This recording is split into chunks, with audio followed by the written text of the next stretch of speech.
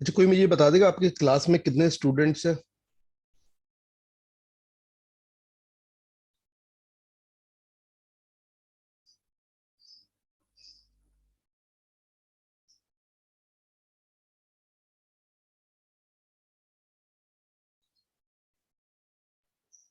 Sir वैसे तो 40 से अबव है, लेकिन ऑनलाइन में 28 29 की स्ट्रेंथ होती है।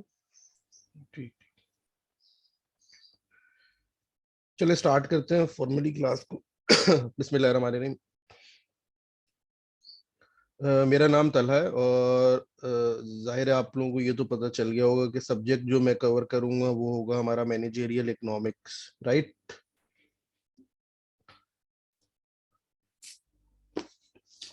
अच्छा, थोड़ी यस सी सर। इंटरेक्टिव क्लास रहे तो ज्यादा बेहतर रहेगा कि बच्चे भी जो है वो अगर इंटरेक्ट करते रहे तो अच्छा रहेगा, ये कि आप लोगों के जवाबात आते रहे। एक तो ये कि सबसे पहले सब अगर अपने आप को इंट्रोड्यूस करवा दें, अपने नाम बता दें तो मेरे लिए भी आसानी हो जाएगी। मैं जाहिर अब ऑनलाइन हमारा जो पैटर्न है वो ऑनलाइन रहेगा, तो इसमें सामने से हम एक दूसरे को तो जानते नहीं एटलीस्ट, लेकिन ये पता चल जाए कि कौन कौन बच्चे जो है वो क्लास में इस वक्त जो है वो हैं। थोड़ा ब्रीफ सर इंट्रो अगर मोहम्मद अपना दे दें। नसाब। सर अस्सलाम वालेकुम, myself Samiya Khan. Okay Sameer, आप लोग फिफ्थ सेमेस्टर में, राइट? यस सर, फिफ्थ जी सेमेस्टर सर। बीएस कॉमर्स, जी जी, ठीक। 11th batch. 11th batch, right, good. And Samiya के अलावा और दूसरे कौन कौन है? CR? My name sir Mohammad Raza. Mohammad Raza, जी रजा, गुड, ठीक। Sir Mohammad Naushad Gul. Mohammad Naushad Gul, right. Sir Safiya Bano. Safiya Bano, right. Sir sir Ruqaiya. अच्छा, ये जिन बच्चों ने अपने रोल नंबर आगे लिखे हैं वो ज्यादा बेहतर है, तो उनकी अटेंडेंस के लिए आसानी हो जाएगी ना। ये गुड, दैट्स गुड, राइट। चले अच्छा, आप लोगों ने पहले जो है इकोनॉमिक्स का यकीनन कोर्स माइक्रो या मैक्रो जरूर पढ़ा होगा। यस जी सर, सर। दोनों पढ़े। माइक्रो और मैक्रो दोनों पढ़ लिए हैं, ठीक है। तो कोई मुझे ये बता सकता है कि इकोनॉमिक्स होती क्या है और इकोनॉमिक्स में बेसिकली हम मईशत कहते हैं सर। एज अ डिसिप्लिन, क्योंकि आप लोग पढ़ चुके हैं तो आपको पता होना चाहिए कि इकोनॉमिक्स बेसिकली होती क्या है और हम इकोनॉमिक्स को किस तरह से यूज कर सकते हैं। सर माइक्रो इकोनॉमिक्स में हम पर्टिकुलर हाउस होल्ड की डिमांड एंड सप्लाई वगैरह देखते हैं और उसकी इनकम को डिटरमाइन करते हैं। और अगर मैक्रो में जाते हैं तो हम पूरी कंट्री को देख रहे होते हैं इसी तरह से, और डिमांड एंड सप्लाई उसमें भी आ रहा होता है। सही। अच्छा, नहीं, मैंने बेसिक इकोनॉमिक्स की डेफिनेशन पूछी थी।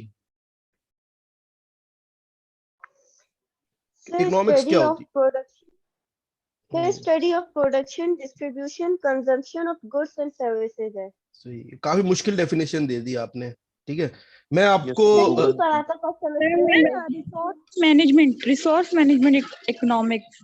जी। चले, मैं देखें एक चीज, अभी मेरे पास असल में स्लाइड्स जो है वो रेडी नहीं है, तो मैं आप लोगों को अपना सर एक चीज बता देता हूँ। पहले मैं बता दूं बेटा, फिर मैं आपसे सबसे क्वेश्चन जरूर लूंगा। ठीक है, एक चीज मैं अपनी clarify starting of the semester में जो है वो बता दूं, ताकि आप लोगों के लिए भी आसानी रहे और मेरे लिए भी जो है वो आसानी रहे। एक तो आज थोड़ा सा इशू है, तो मैं मेरे पास स्लाइड्स नहीं है, ठीक है। लेकिन जो तमाम चीजें मैं पढ़ाऊंगा आगे से, जितनी भी हमारी क्लासेस होंगी, उन तमाम जो चीजों की स्लाइड्स आपको जो है वो दे दी जाएगी। उसके अलावा ग्रुप के ऊपर मैं आपको बुक जो है वो भी प्रोवाइड जो है वो कर दूंगा, ठीक है, जिस बुक से हमने ये सब्जेक्ट कवर करना है। ठीक है, मैं अपना थोड़ा सा ब्रीफ इंट्रो ये दे देता हूँ कि मैं तलहा, मेरा नाम है तलहा अहमद नाम है, और मैं पीएचडी कर रहा हूँ कराची यूनिवर्सिटी से इन इकोनॉमिक्स। इससे पहले मैंने जो है एमबीए किया है कराची यूनिवर्सिटी से, और मेरा 5 इयर्स का टीचिंग एक्सपीरियंस है at bachelors and masters level. ठीक है, तो ये मेरा एक अपना ब्रीफ इंट्रो है। अब जो कि सवाल मैंने उनसे पूछा था, और आई थिंक समिया ने मुझे जवाब दिया था, ये सही है एक हद तक ये डेफिनेशन। लेकिन अगर हम इकोनॉमिक्स की बेसिक डेफिनेशन के ऊपर जाते हैं, तो इकोनॉमिक्स की बेसिक डेफिनेशन मैंने जो समझी है और मुख्तलिफ चीज़ों से जो या मुख्तलिफ कहें कि किताबों से पढ़ के जो एक मैंने एनालिसिस किया है, इकोनॉमिक्स एक इस तरह की साइंस है जो कि हमें मदद देती है फैसला साजी में या डिसीजन मेकिंग में। और हमें डिसीजन मेकिंग की जरूरत क्यों पेश आती है? डिसीजन मेकिंग की जरूरत हमें इसलिए पेश आती है कि जो बेसिक इकोनॉमिक्स के अंदर आपने पढ़ा होगा, स्कार्सिटी की वजह से, कि दुनिया में जो चीजें हैं या रिसोर्सेज हैं उनकी जो है वो स्कार्सिटी या किल्लत कह लें उर्दू में, उनकी किल्लत है। और जो इंसानी ख्वाहिशात हैं या मुल्क कंट्री लेवल के ऊपर बात करें, मुल्की सतह के ऊपर बात करें, तो वो लातादाद है, राइट। इस वजह से हमें डिसीजन मेकिंग की जरूरत पेश आती है। तो इकोनॉमिक्स हमें मदद करती है डिसीजन मेकिंग के लिए या फैसला साजी के अंदर हमें मदद करती है कि जब हमारे पास चीजों की किल्लत हो और हमारी ख्वाहिशात या जरूरियात बहुत ज्यादा हों, तो हम किस तरह से अपनी रिसोर्सेज को यूटिलाइज करें कि उनको एफिशिएंटली यूज करके अपनी जो अहम और जरूरी ख्वाहिशात कह लें या जरूरियात है उनको पहले पूरा कर सके। तो इकोनॉमिक्स हमें इस डिसीजन मेकिंग के अंदर जो है वो मदद करती है। ठीक है, किसी को इसमें कोई इशू तो वो मुझसे डिस्कस कर सकता है इस डेफिनेशन के अंदर, या कोई चीज आगे इसके अंदर ऐड ऑन करना चाहे तो मैं I am always open with questions. And I would love के जो है वो स्टूडेंट्स जो है इंटरेक्ट करें क्लास में। किसी को चीजें समझ नहीं आ रही या मेरा जो मैंने बात बताई है नहीं समझ आ रही, बार बार पूछे, ठीक है। तो अगर किसी को कोई सवाल है इसमें या ऐड ऑन करना चाहे।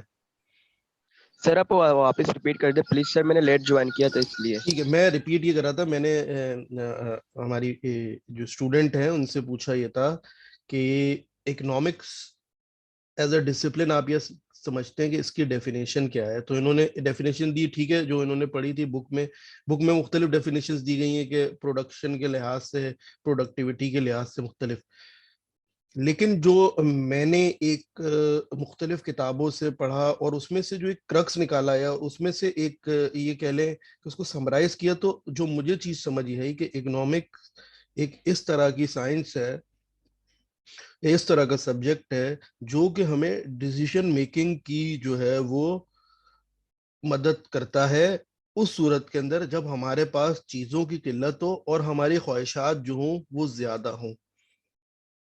यानी कि स्कार्सिटी की वजह से हमें डिसीजन मेकिंग की जरूरत पेश आती है। तो इकोनॉमिक्स हमें वो टूल्स और वो रिसोर्सेस या वो कह लें कि वो नॉलेज प्रोवाइड करती है जिसके जरिए से हमें ये फैसला साजी करने में आसानी होती है। बाकी बच्चों ने ये बताया जैसे आगे के डिमांड एंड सप्लाई है, प्रोडक्शन है, फिर अगर हम मैक्रो में चले जाते हैं तो GDP, GNP, unemployment and etcetera, वो तमाम चीजें उसके अंदर शामिल हैं। ठीक है, तो इकोनॉमिक्स हमें बुनियादी तौर पर स्कार्सिटी की वजह से जो हमारे पास डिसीजन मेकिंग की जरूरत पेश आती है तो इकोनॉमिक्स हमें उसके अंदर मदद करती है।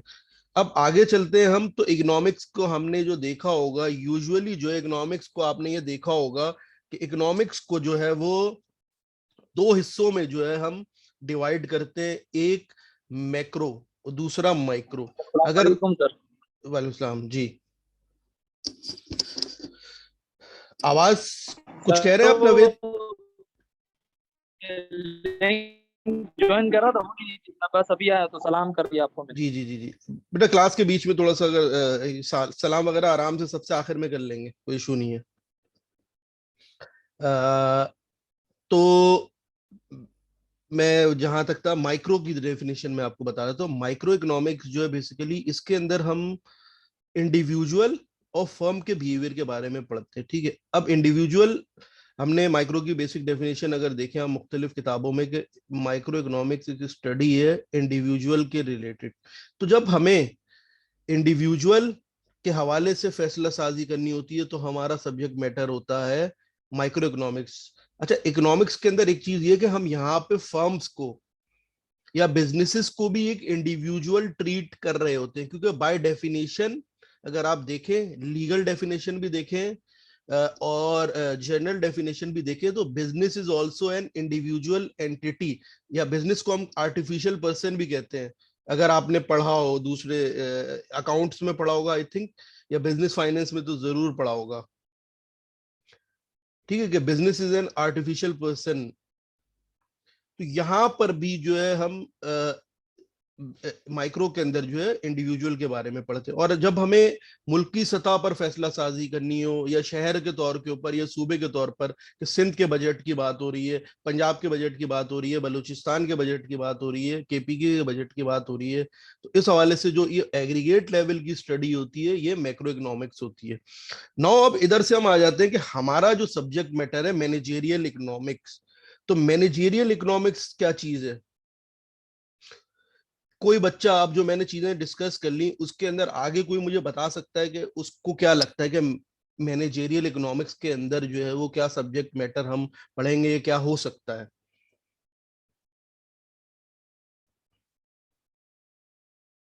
जी सर इसमें इकोनॉमिक्स की प्लानिंग वगैरह होगी, डिसीजन मेकिंग होगी, इकोनॉमिक्स और रिसोर्सेज लिमिटेड हैं तो उनको कैसे लेकर चलना है उसको प्लान किया जाएगा। जी समीर, देखिए आप एक हद तक सही है, लेकिन यहाँ पे डेफिनेशन आपको जो है उसके नाम से ही पता चल रही है, मैनेजेरियल इकोनॉमिक्स, ठीक है।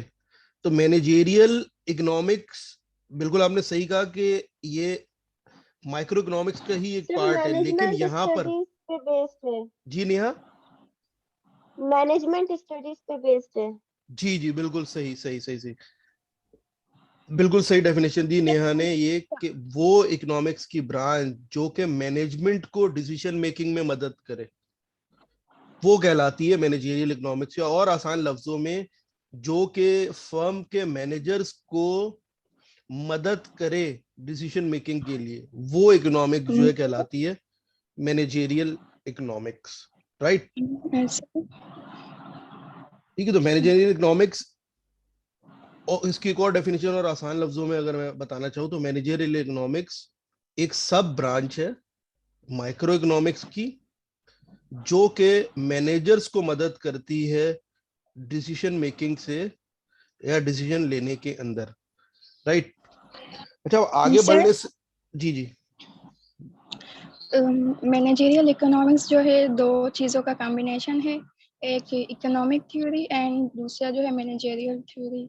बिल्कुल सही है, बिल्कुल सही है, एग्जैक्ट डेफिनेशन। इकोनॉमिक थ्योरी जिसमें हमने पढ़ी है लॉ, डिमांड, मार्केट, इक्विलिब्रियम, उसके बाद कस्टमर बिहेवियर, उसके बाद production, monetary policy, fiscal policy, national income, ये जो भी थ्योरी हमने पढ़ी है इसको इस्तेमाल करके हम मैनेजेरियल थ्योरी में हमने इसे कैसे यूटिलाइज करना है, इकोनॉमिक थ्योरी से बेनिफिट कैसे उठाना है, बिल्कुल ये सही, हमें मैनेजेरियल थ्योरी में बताना है। बिल्कुल सही। ठीक है, अच्छा ठीक है। यहाँ पर बिल्कुल आपने सही दी, लेकिन अगर हम आगे बढ़ते हैं इसमें तो सही डेफिनेशन है, लेकिन इसके अंदर थोड़ा एड ऑन ये है कि माइक्रो इकोनॉमिक्स के अंदर हम ये देख रहे होते हैं कि प्राइस किस तरह से सेट हुई। एक एग्जांपल के तौर पे आप देखते होंगे ना ये, लेकिन जब हम मैनेजर्स के पर्सपेक्टिव से जाते हैं, जो मैनेजर्स होते हैं वो तो फर्म का पार्ट होते हैं, तो यहाँ पे थोड़ा सा डिफरेंस ये होगा, हम ये देखेंगे प्राइस किस तरह से सेट की जाए। एक एग्जांपल के तौर पे मैं आपको बता रहा हूँ, ठीक है। बाकी ज्यादातर इसका फोकस डिमांड से ज्यादा प्रोडक्शन साइड पे होगा, क्योंकि फर्म्स जो है बेसिकली सप्लाई साइड जो है ज्यादा जो है वो कवर कर रही होती है, बेसिकली फर्म्स का ताल्लुक सप्लाई साइड से ही होता है। तो मैनेजेरियल इकोनॉमिक्स की मेजॉरिटी ऑफ द स्टडी जो होगी वो हमने जो माइक्रो इकोनॉमिक्स में फर्म्स का बिहेवियर पढ़ा है। ऑब्वियसली हम डिमांड एंड सप्लाई को भी देखेंगे, क्योंकि डिमांड एंड सप्लाई जो है वो बुनियादी जो है यूनिट्स हैं जिनके जरिए से हमें मार्केट के बारे में पता चलता है। लेकिन फर्म्स जिस चीज को कंट्रोल कर सकती हैं या फर्म जिस चीज के ऊपर इन्फ्लुएंस कर सकती हैं वो उनकी अपनी कॉस्ट है, ठीक है। तो उमूमन हम जो देखेंगे वो फर्म्स का बिहेवियर जो है वो ज्यादा होगा मैनेजेरियल इकोनॉमिक्स की स्टडी के अंदर, ठीक है। अब मजीद आगे बढ़ने से पहले दो तीन चीजें ये कि आप लोग मुझे अगर ये बता दें कि आप लोग के दूसरे और जो सब्जेक्ट्स हैं उनके अंदर क्या ब्रेकअप किस तरह से, फाइनल का, मिड का, असाइनमेंट्स का, थोड़ा सा, क्योंकि it's my first time at Benazir Bhutto Shaheed University Lyari, तो मुझे इतना उसके बारे में अंदाजा नहीं है कि क्या किस तरह का। आप लोग अगर मुझे इस हवाले से बता सकें स्पेसिफिकली, अगर सीआर जो है सालार मौजूद नहीं है क्या? जी सर। सर जी सालार, क्या आप लोगों का जो है वो यहाँ पे क्राइटेरिया सर क्या रहता है स्टूडेंट्स वेट assessment? कर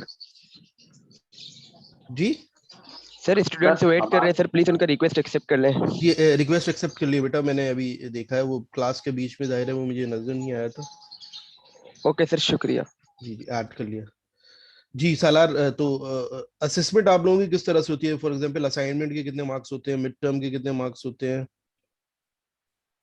सर हमारे इधर 100 मार्क्स टोटल होते हैं और जिसमें से 25 जो मार्क्स होते हैं वो सेक्शनल होते हैं, राइट, जिसमें स्टूडेंट की मीटिंग्स होती है और क्लास पार्टिसिपेशन होती है, असाइनमेंट्स, क्विज़ेस 25 मार्क्स पे कंसिस्ट होते हैं।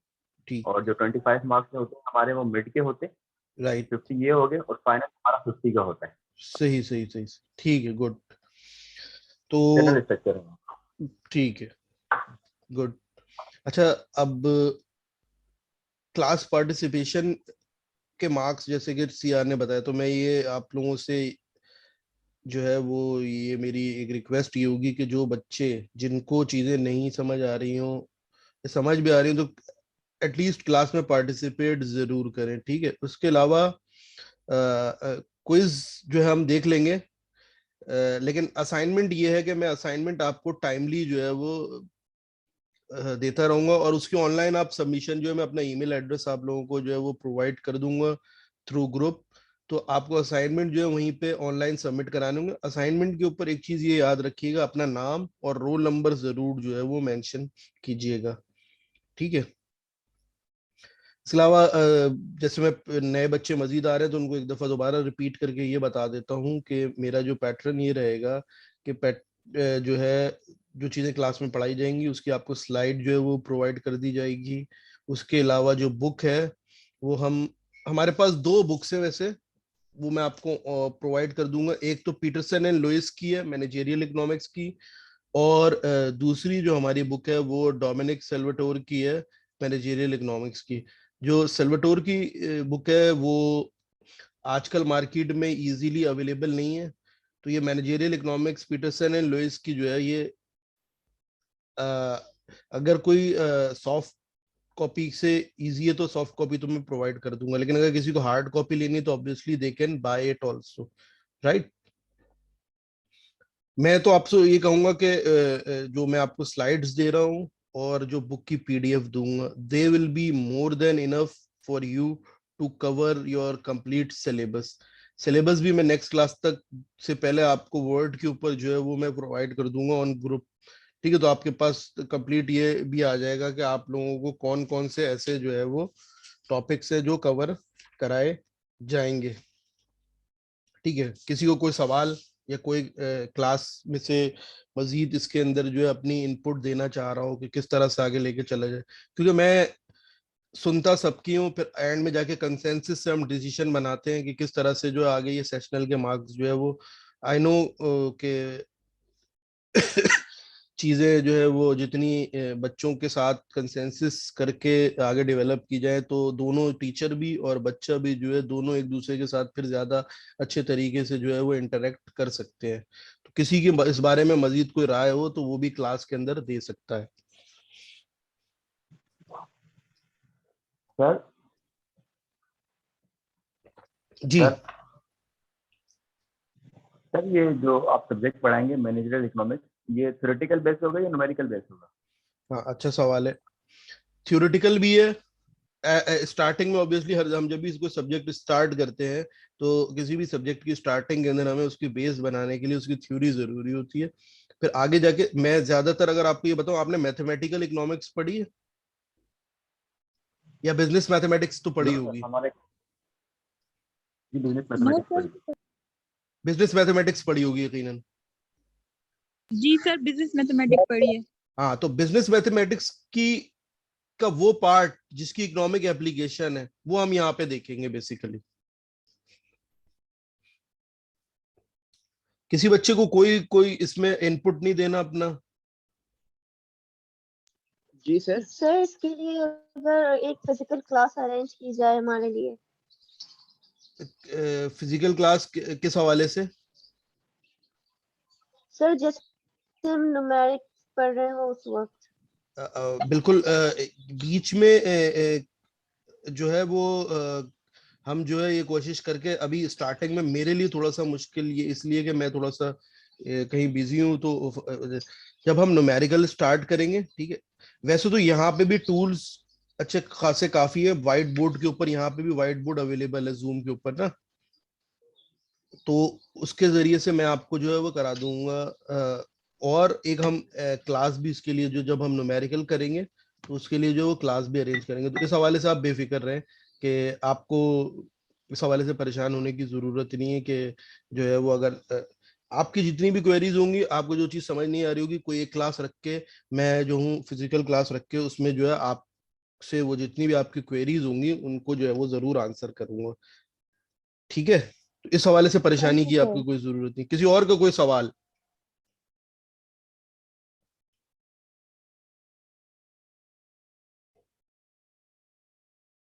जी बच्चों,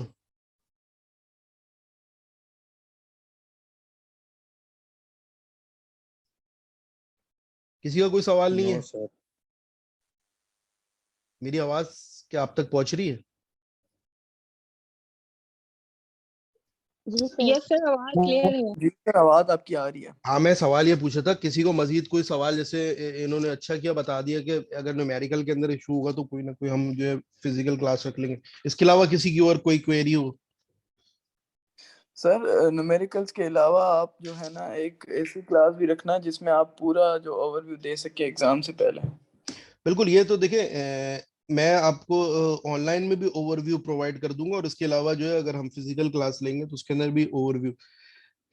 देखिए, एग्जाम के हवाले से आपको परेशान होने की जरूरत इसलिए नहीं है कि मैं एक चीज आपको चले अभी स्टार्टिंग में क्लैरिफाई ये कर देता हूँ कि जो चीजें मैं क्लास में कराता हूँ ना, तो वही चीज जो है वो आपको फाइनल में और मिड्स में नजर आएगी। मींस के मेरा जो टेस्टिंग का तरीका ये है कि बच्चों को जो क्लास में जिस चीज के लिए प्रिपेयर की जाए उसी से एग्जाम लिया जाए। हाँ, सवाल थोड़ा सा जाहिर है घुमा के, एग्जाम का मतलब ये है कि बच्चों को टेस्ट करना है ना, तो किसने कितनी नॉलेज जो है वो गेन की है, उसके लिए सवाल थोड़ा टेढ़ा हो सकता है, लेकिन वही चीजें जो क्लास में पढ़ाई जाएंगी अ, वो जो है वो आपसे पूछी जाएंगी। मैं इसके अलावा जो है वो बेनजीर भुट्टो शहीद यूनिवर्सिटी लियारी के अलावा मैं एनईडी में भी पढ़ा रहा हूँ, उसके अलावा कराची यूनिवर्सिटी के अंदर भी पढ़ा रहा हूँ। तो जो है यहाँ पर भी मेरा, अगर आप अगर मैं बताऊं आपको, जाहिर है आप लोगों को तो पता नहीं चल सकता, तो मेरा जो पैटर्न यही रहता है कि या तो जो असाइनमेंट्स दिए जाते हैं, ठीक है, और जो क्लास में क्विज लिए जाते हैं, वही क्वेश्चंस थोड़े से चेंज करके जो है फाइनल के अंदर या मिड के अंदर भी आ सकते हैं, ठीक है? तो जो बच्चा जिसको मेरे सब्जेक्ट के अंदर अच्छे मार्क्स लेने हैं और जिसको जो है वो नॉलेज भी गेन करनी है, साथ साथ मार्क्स भी अच्छे लेने, तो उसका एक ही तरीका ये है, तो जो क्लास में चीजें कराई जाए उसकी प्रैक्टिस घर पे जाके प्रॉपरली कर ले। बुक नहीं भी खोल रहा तो जो चीजें क्लास में कराई जा रही है, इंशाल्लाह इतनी जो है आपको प्रैक्टिस चीजों की करवा दी जाएगी और इतनी चीजें करा दी जाएंगी क्लास में कि अगर आप बुक जो पढ़ना चाहे तो पढ़ ले, लेकिन जो क्लास में चीजें कराई जाएंगी अगर आप उसी को कवर कर लेते हैं तो आपके लिए पेपर करना मुश्किल नहीं है, मार्क्स गेन करना मुश्किल नहीं है। ये इस चीज को से आप बेफिक्र रहे, ठीक है? तो मार्क्स से ज्यादा फोकस ये करें जो क्लास में चीजें पढ़ाई जा रही हैं अगर वो समझें, क्योंकि हमारा बेसिक मकसद आपको ये है कि जो थोड़ी बहुत नॉलेज हमारे पास है उसमें से जो है आप कुछ थोड़ा बहुत सीख जाए, तो जो है वो हमारे लिए यही बहुत है। क्योंकि टीचर का काम आजकल बहुत सी चीजें लोग क्लेम भी कर सकते हैं, लेकिन मैं ये समझता हूँ कि टीचर का काम ये है कि बच्चों को जो है वो गाइड करना और उनको उस रास्ते तक या वहां तक पहुंचा देना जो उनके लिए मजीद आगे के लिए रास्ते आसान करे। तो हमारा मकसद आपके लिए आसानियां पैदा करना है, आपके जो लाइफ के गोल्स हैं जो आप चाहते हैं। जाहिर है अगर आपने कॉमर्स के अंदर एडमिशन लिए तो ऑब्वियसली आपको कोई आगे कोई ना कोई गोल होगा कि मैं ये जो है कॉमर्स के अंदर बीएस करके फर्दर एमबीए करूं, आगे जाके किसी फर्म के अंदर जाके जो है मुझे जॉब करनी है, मुझे अपना बिजनेस करना है। हर किसी के अपने पर्सनल गोल्स हो सकते हैं। हमारा मकसद ये है कि आपको आपके गोल्स कितनी आसानी से आप अचीव कर सके, उसमें मदद करना हमारा जो बेसिक मकसद है। और उसके लिए जो है वो जाहिर है जो हमारे पास नॉलेज है हम आपसे जो है कोशिश ये करेंगे कि जितनी इम्पार्ट कर सकें आपको, जितनी आप तक जो है वो पहुंचा सके। ठीक है, तो इस हवाले से बिल्कुल परेशान ना हो जी। सर आपसे थोड़ा सा एक बात डिस्कस करनी थी, क्योंकि जी जो हमारी जो 2020 का बैच था यूनिवर्सिटी में, जी तो जी उसके बाद हमारे आने के साथ ही कोविड भी आ गया। तो जितने भी स्टूडेंट्स आपके सामने जी जी जी शुदा बच्चे, तो इन्होंने जूम पे ही इनके साथ सारे कोर्सेज में, तो मेरी आपसे ये रिक्वेस्ट होगी कि हमने इकोनॉमिक्स वगैरह जो पहले पढ़े हैं, तो इसके जो आप कॉन्सेप्ट वगैरह स्टार्टिंग में होंगे ना, जो आप कोई बात बताएंगे, फॉर सपोज अपॉर्चुनिटी कॉस्ट हो गया, अभी आपने स्कार्सिटी बताया, तो जी। इन थोड़े कॉन्सेप्ट को थोड़ा सा ब्रीफ कर दें, नहीं ताकि बिल्कुल फिर जो गैप है वो फुलफिल हो जाए, कोई इशू ना हो। बिल्कुल, मैं बेसिकली मेरा जो पैटर्न था मैं यही इसी तरह से लेके चलूंगा कि बेसिक कॉन्सेप्ट हो गया, स्कार्सिटी हो गया, अपॉर्चुनिटी कॉस्ट हो गया, circular flow of economic activity आप लोगों ने यकीनन पढ़ा होगा। तो स्टार्टिंग की क्लासेस में तो मुझे यही लेके चलना है, फर्स्ट क्लास के अंदर एटलीस्ट, फर्स्ट आज की क्लास जो है एटलीस्ट इसी के ऊपर जो है वो बेस्ड है मेरी, ये मुझे आइडिया जाहिर है। और बीच में अगर आपने फर्स्ट सेमेस्टर या सेकंड में पढ़ा होगा और अब आप फिफ्थ में आ गए तो 1 साल का बीच में आपके गैप भी होगा, तो जाहिर है उसको भी तो रिवाइज हमें करना है ना चीजें, बच्चे जाहिर है रिवाइज नहीं होंगी तो वो भूल भी सकते हैं। ठीक है, तो वो इशू नहीं है। चले अब आया बेस मजीद आगे बढ़ते हैं। ठीक है, तो जैसे सालार ने बताया स्कार्सिटी आप लोगों ने क्या समझा है, क्या है, कोई बच्चा मुझे बताए आगे मजीद। जी सर, स्कैरसिटी का मतलब है लिमिट। जी समिया। Limited resources. Limited resources, resource को मैनेजमेंट करना है, क्योंकि हमारे पास रिसोर्सेज कम है तो उसको मैनेज करने के लिए हमें इकोनॉमिक यूज करना पड़ता है। लेकिन स्कार्सिटीज का मतलब अच्छा, क्या तमाम, मेरे आपसे सवाल ये हुआ तमाम रिसोर्सेज स्कार्स हैं?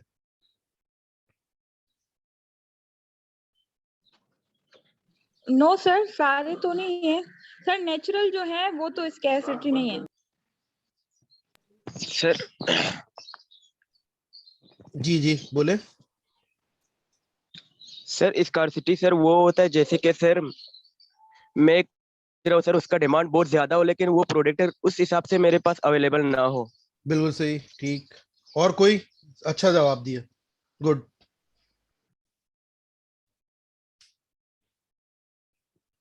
ये सामिया ही सबसे ज्यादा क्लास में जो है वो एक्टिव है, इनके अलावा और कोई नहीं है?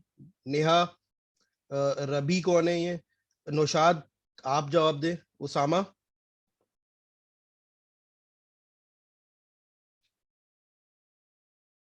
नाम मुझे नजर आ रहे, मैं बोर्ड से देख के बता रहा हूँ। विक्रम, सरफराज, जुलेखा, शाहदेव, संदल खान, समरा, कोई बच्चा? सर जिस तरह वो समिया वगैरह ने कहा कि मतलब किसी चीज की शॉर्टेज हो तो उसे हम स्कार्सिटी कहेंगे, यानी कि ठीक है ठीक है। Demand sir of goods and alternative demand uses भी ज्यादा स्कार्सिटी में आ हो जाएंगे ना। और अवेलेबिलिटी कम हो, सही फिर डिमांड ज्यादा हो चीज की और जो अवेलेबिलिटी है वो कम हो। सही सही। देखिए स्कार्सिटी जो है ना एक रिलेटिव टर्म है, रिलेटिव टर्म से मुराद ये है कि इन कंपैरिजन टू हम जो है वो चीजों को इसके अंदर जो है वो क्या करते हैं, देखते हैं। जिस तरह इन्होंने कहा, समिया ने कहा कि जो है वो नेचुरल रिसोर्सेज स्कार्स नहीं है, लेकिन नेचुरल रिसोर्सेज स्कार्स है, रिलेटिवली स्कार्स है। वजह ये कि अगर हम देखते हैं पाकिस्तान के पास एक मखसूस खित्ता जमीन है ना, एक ज्योग्राफिकल हमारी बाउंड्री है, जो पाकिस्तान के पास जितनी रिसोर्सेज है शायद हमें ये लगता हो कि हमारी तमाम जरूरियात पूरी करने के लिए जमीन का खित्ता हमारे लिए पूरा नहीं है। इंडिया के पास इतना बड़ा है लेकिन इंडिया की आबादी भी उतनी बड़ी है। ठीक है, तो उसके लिए भी क्या, जो उसका पूरा जमीन का या नेचुरल रिसोर्सेज है वो उसके लोगों को पूरा करने के लिए जो पूरी ना हो, इसीलिए तो पाकिस्तान के अंदर भी इतनी गुर्बत है। ठीक है, तो स्कार्सिटी जो है वो बिल्कुल, जो बीच में एक स्टूडेंट ने जवाब दिया था, अच्छा जवाब दिया था, मैं उनका नाम जो है वो नहीं देख सका। तो स्कार्सिटी एक रिलेटिव टर्म है, स्कार्सिटी हमें ये बताती है कि जो इंसान की जरूरियात, अगर हम माइक्रो की बात करें और या फर्म्स की जरूरियात, उसको पूरा करने के लिए जो उसके पास चीजों की अवेलेबिलिटी है वो जो है वो क्या है, लिमिटेड है। सेकेंडली अगर हम बात करते हैं मुल्क की सतह के ऊपर, तो मुल्कों की जो जरूरियात है उनको पूरा करने के लिए जो उनके पास तमाम रिसोर्सेज है वो स्कार्स है। और इंसान के लिए सबसे अहम चीज, जो सबसे स्कार्स चीज है दुनिया में इंसान के पास, वो है टाइम। किसी को नहीं पता उसके पास कितना टाइम है। हमें यहाँ पे एक महदूद मुद्दत के लिए आए हैं, तो इंसान के पास जो सबसे अहम रिसोर्स टाइम है वो सबसे स्कार्स है। इसीलिए जो है ये कहा जाता है कि टाइम इज मनी, ठीक है, कि उसका बेहतर इस्तेमाल करें। सबसे स्कार्स रिसोर्स है। हमें नहीं पता हम कितने वक्त के लिए इस दुनिया के अंदर आए हैं, तो जितना हमें वक्त दिया गया है उसको हम किस तरह से बेहतर या प्रॉपरली यूटिलाइज करके जो है वो उस वक्त का जितना बेहतरीन फायदा उठा सकें और अपने फायदे के लिए जितनी उसको बेहतर तौर के ऊपर यूटिलाइज कर सके, वो जो है हमारे लिए ज्यादा बेहतर है बनिस्बत ये कि हम अपना वक्त जाया करें। ठीक है, आगे किसी को कोई सवाल इसमें?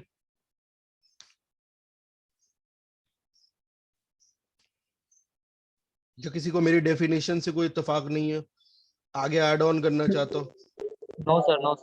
मतलब ये हुआ कि हमारी विलिंगनेस पर डिपेंड करता है कि हमारे पास रिसोर्स लिमिटेड कैसे हैं।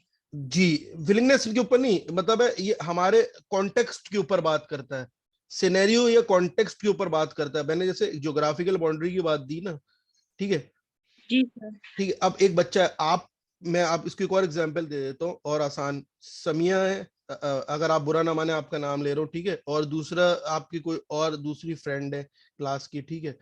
दोनों के पास जो है वो फॉर एग्जाम्पल पेरेंट्स आपको पॉकेट मनी देते होंगे, ठीक है। किसी बच्चे को 5,000 मिल रही है, किसी बच्चे को 1,000 रुपए मिल रही है, लेकिन दोनों के कह रहे हैं कि मुझे जो 1,000 वाला है वो भी नाखुश है, 5,000 वाला है वो भी नाखुश है। क्यों? क्योंकि उसके लिए वो कहता है कि मेरी तमाम जरूरियात जो 1,000 रुपए में पूरी नहीं हो सकती। वो जो जिसके पास 5,000 भी है, जो 1,000 वाला है, वो ये समझता है यार 5,000 वाले के पास तो बहुत ज्यादा पैसा है, लेकिन 5,000 वाले ने अपनी जरूरियात को मजीद और बढ़ा लिया होता है, ठीक है। तो रिलेटिव टर्म के अंदर बात करते हैं कि किसी के पास ज्यादा भी हो सकती है चीजें, किसी के पास कमी हो सकती है, लेकिन वो उसकी ख्वाहिशात के ऊपर डिपेंड कर रहा होता है कि किस तरह से जो है वो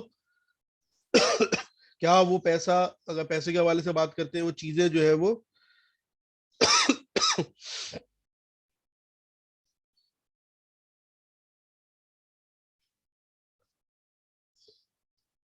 उसकी जरूरियात पूरी कर रही हैं या नहीं पूरी कर रही। सॉरी। जी सर, समझ में आ गया। इसका मतलब ये है कि हमारी वांट्स नीड्स जो होती हैं वो, और फिर हमारे पास वो डिटरमिन करती हैं कि हमारी रिसोर्सेज। सेटिस्फेक्शन हमारी नहीं हो रही होती। इस वजह से हमें ऐसा लग रहा होता है कि अब 5,000 भी हमारे लिए कम है। जी जी सर, यानी कि ये तो मतलब हर नीड तो चीज फिर फुलफिल हो स्कार रही से। है सर, हमारी नीड तो फुलफिल हो जाती है, लेकिन हमारी जो सेटिस्फेक्शन है वो नहीं हो रही। बिल्कुल।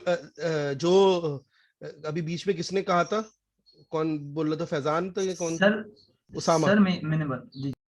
हाँ बिल्कुल सही कह रहे हैं आपने। देखें, अगर इस तरह से देखा जाए ना, तो इकोनॉमिक्स यही कहती है कि दुनिया में जो है, क्योंकि अगर हम देखें, ये सब्जेक्ट से हट के थोड़ी सी बात करता हूँ, अगर हम अपने एज अ मुस्लिम बात करते हैं, ठीक है, तो मेजॉरिटी पाकिस्तान के अंदर अगर मुस्लिम रहते हैं, ठीक है, राइट, तो हमारा एक कॉन्सेप्ट है। अगर हम ये कहते हैं कि हमने कुरान में ये पढ़ा है कि जो है वो अल्लाह ताला की दी गई नेमतें जो है उनकी जो है वो कोई जो है वो नहीं है, लिमिट नहीं है, और इंसान की सोच जो है, इंसान की ख्वाहिशात जो है वो महदूद है।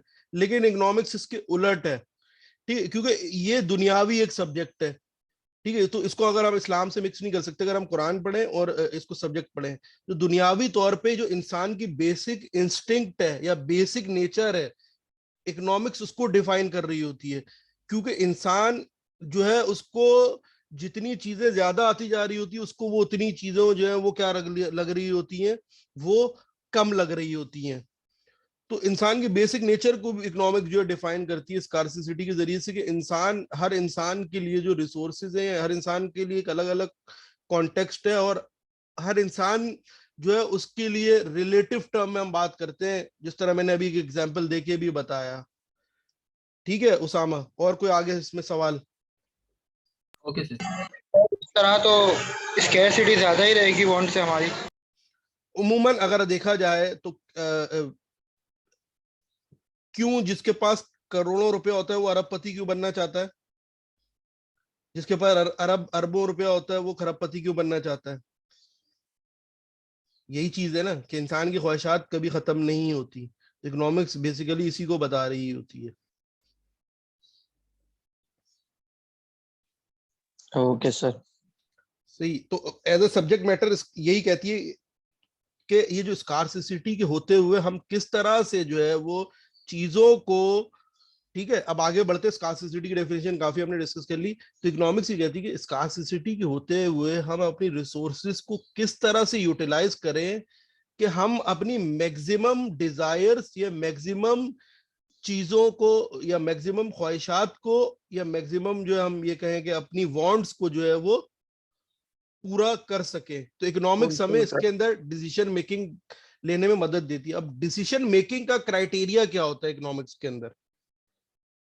ठीक है, तो डिसीजन मेकिंग का क्राइटेरिया ये होता है कि एक इकोनॉमिक एजेंट या जो पर्सन होता है, इकोनॉमिक्स ये कहती है कि वो हमेशा डिसीजन लेते हुए कॉस्ट एंड बेनिफिट को एनालाइज करता है। कोई भी डिसीजन ले रहा होता है तो वो ये देखता है कि इस डिसीजन लेने के लिए मेरे कॉस्ट कितनी आ रही है और उससे मुझे फायदा कितना होगा। इन दोनों चीजों को क्या करता है, वो एनालाइज करता है, उसके बाद जाके फैसला साजी करता है या फैसला करता है।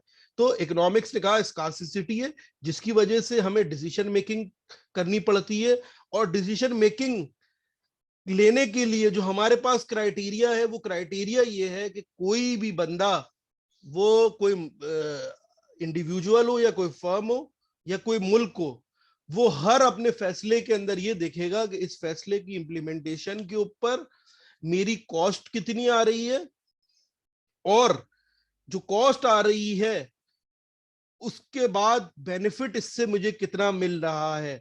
और उमूमन इंसान वो फैसले लेता है या फर्म्स वो फैसले लेती हैं जिसके अंदर बेनिफिट ग्रेटर हो कॉस्ट से। सही है?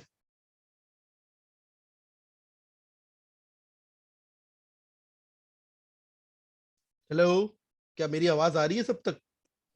आ रही है सर, आ रही है। ठीक है। यस सर, आवाज आ रही है। अच्छा, अब मैं ये मीटिंग जो है तकरीबन एंड होने वाली है, 40 मिनट्स कंप्लीट होने वाले हैं, क्योंकि ये जूम जो है वो 40 मिनट्स के बाद ऑफ हो जाता है। तो मैं फौरन लिंक शेयर करूंगा, तो उसके बाद ज्वाइन कर लीजिएगा जैसे ही ये एंड होती है। आई थिंक ये लेस देन अ मिनट यहाँ पे शो कर रहा है।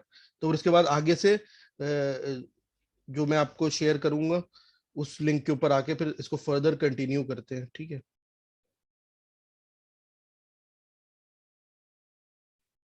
उस दौरान कोई सवाल किसी का?